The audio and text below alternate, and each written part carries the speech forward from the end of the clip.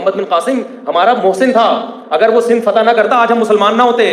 सारे हीरोज की वाट लगा दी है, वो लुटेरा था, वो डकैत था, वो फलाना था, वो ढिमकाना था, तो बचा क्या तुम्हारे पास? टीपू सुल्तान, महमूद गजनवी तो सारे मुजाहिद थे। आप जिहाद को लुटेरेपन से ताबीर कर रहे हो। मुजाहिद और लुटेरे में फर्क नहीं होता क्या? लोग कहते हैं उसने तलवार चलाई थी, तो सामने जो राजा दाहिर था उसने क्या लड्डू फेंके थे उसके सामने?